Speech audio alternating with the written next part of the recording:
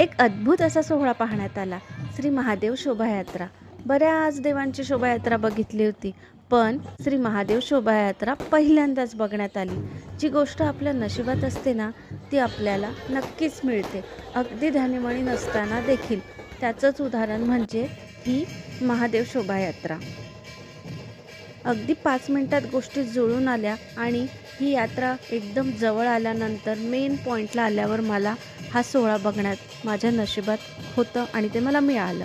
म्हणून मी म्हटलं माझ्या यूट्यूब फॅमिलीसाठी सुद्धा मी एक छानसा व्हिडिओ बनवते 2-4 मिनिटाचा आणि त्यांनाही या सोहळ्याचा आनंद घेता येईल.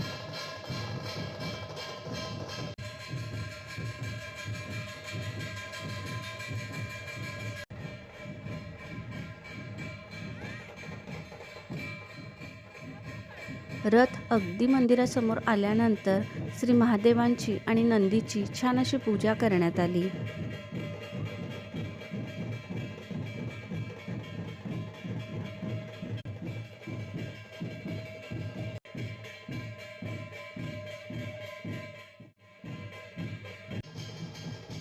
खूप छान असा सोहळा बघण्यात आला. मन अगदी प्रसन्न होऊन गेलं.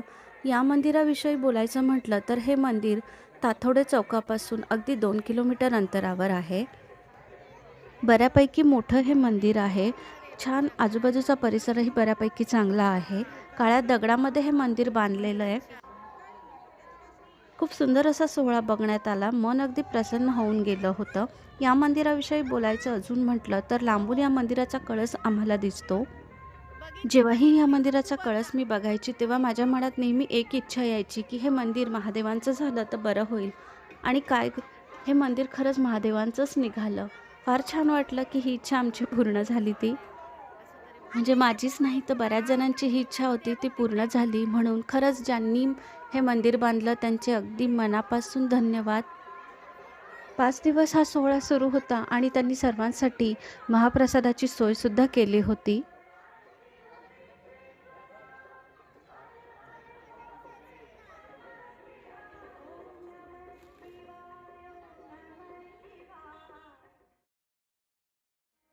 कळस वगैरे होतं त्याच्यामुळे होतं ते.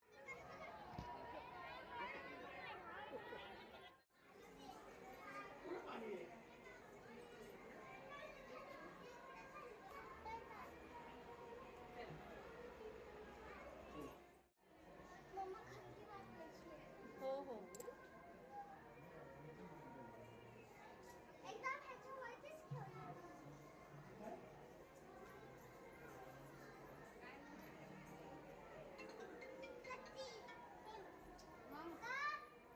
इकडे मंदिरात आले.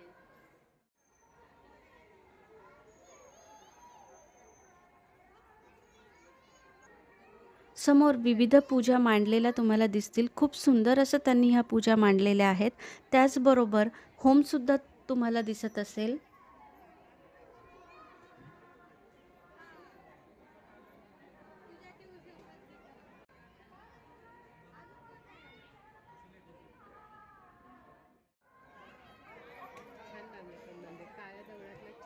हो खरंच ना, ट्रॅडिशनल वाटतं.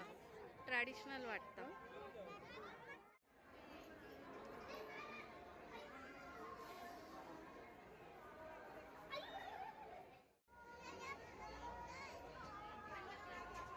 हॉटेलच्या जेवणापेक्षा भंडाऱ्याचं जेवण कोणाकोणाला आवडतं बरं? मला तर नक्कीच आवडतं. भंडाऱ्याचं जेवण खरंच खूप छान असतं. त्यानी मन अगदी तृप्त होऊन जातं. त्याचबरोबर रिधाननी हे जेवण बघितल्यानंतर घरात न जेवणारा रिधान इथेच जेवायचा म्हणून हट्ट करू लागला आणि इथे त्याने मनसोक्त जेवणाचा आनंद घेतला. हा व्हिडिओ तुम्हाला कसा वाटला? मला कमेंट करून नक्की कळवा. Thanks for watching.